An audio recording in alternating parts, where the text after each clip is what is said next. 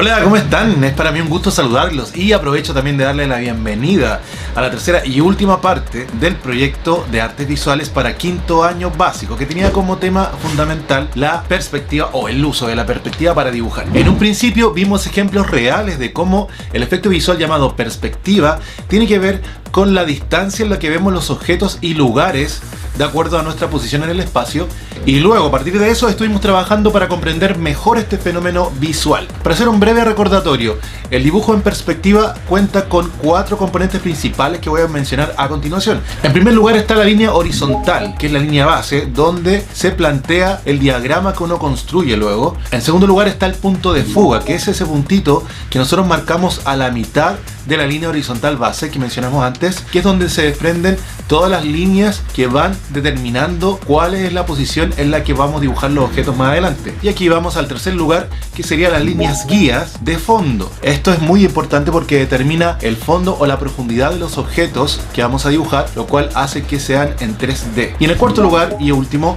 están las líneas horizontales y verticales en que se dibujan los objetos, que determinan el lado 2D de los objetos o los dibujos que uno vaya a hacer con este fenómeno visual llamado perspectiva. Como repaso, podemos recordar que el primer ejercicio consistió solamente en dibujar en una hoja una línea horizontal base con un punto de fuga solamente.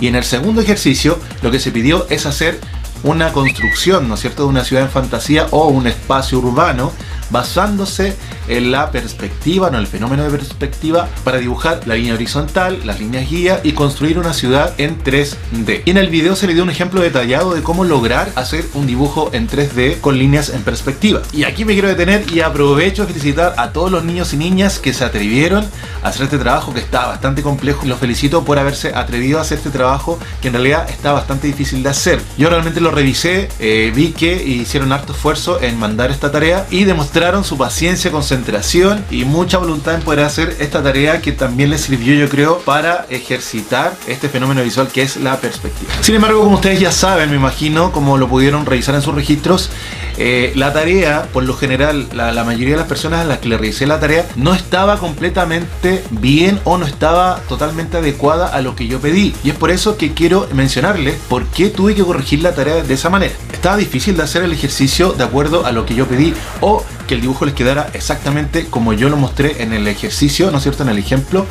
Pero sin embargo, aunque yo nunca pido un trabajo perfecto, sí necesitaba que ustedes mostraran un poquito la intención de hacer una ciudad o un espacio urbano en 3 dimensiones. ¿A qué me refiero con esto? Me refiero a que la mayoría a los que yo les corregí que les faltaba un poco en la tarea, quiere decir que me entregaron trabajos en 2 dimensiones cuando la intencionalidad de la perspectiva es que se dibuje en 3.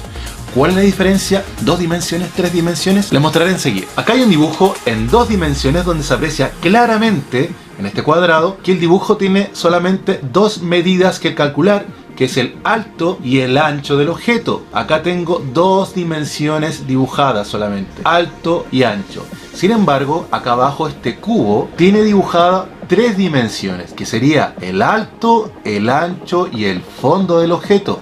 En este caso, este dibujo, este cubo, tiene proporcionalmente planteado un lugar en el espacio donde se puede calcular qué lugar ocupa en un determinado lugar. Y esto es lo que yo pedí hacer en el dibujo en perspectiva. Para darle un ejemplo, esto sería un dibujo en 2 dimensiones. Si se dan cuenta, que es más o menos parecido a lo que yo recibí, a lo que yo corregí, ¿no es cierto?, en los registros de algunos de ustedes. Tenía solamente el edificio, ahí como se puede notar, el alto y el ancho de cada edificio, y solamente se tomaron las líneas guía para especificar el alto de cada edificio sin determinar el fondo de este. Sin embargo, lo que yo pedí, que era algo así como esto, tendría una imagen un poquito más clara sobre el fondo de cada edificio. Si se dan cuenta, por ejemplo, este edificio tendría un alto, un ancho y también acá un fondo, una profundidad, y establecería el lugar que ocupa en el espacio, así como este edificio y este y todo lo demás. Esa era la intención y ese era el objetivo de la tarea: poder dibujar cada edificio o cada parte del dibujo en perspectiva con 3 dimensiones, alto, ancho y también el fondo fondo de cada objeto. Es por eso que a algunos trabajos se les pidió que siguieran practicando, que vieran de nuevo el video para que este trabajo les quede completamente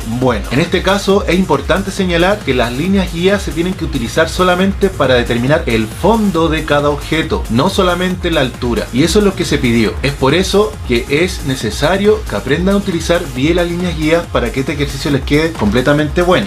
Ahora, ¿quiere decir que el trabajo está todo malo? No, nada de eso. El trabajo les quedó bien en una primera instancia, en una primera parte, pero no es todo lo que se pidió. Lo que se pidió es lo que acabo de explicar. Por lo tanto, lo único que tienen que hacer es seguir practicando hasta que tengan un poquito cercana la intención a hacer figuras en 3 dimensiones, como lo que acabo de explicar, para que les quede un poquito más claro. Como siempre lo digo, yo nunca pido un trabajo perfecto, por lo tanto no es necesario que piensen que tienen que quedarle exactamente como le quedó al profe, sino que ustedes pueden hacer su propia versión del trabajo que yo les pedí.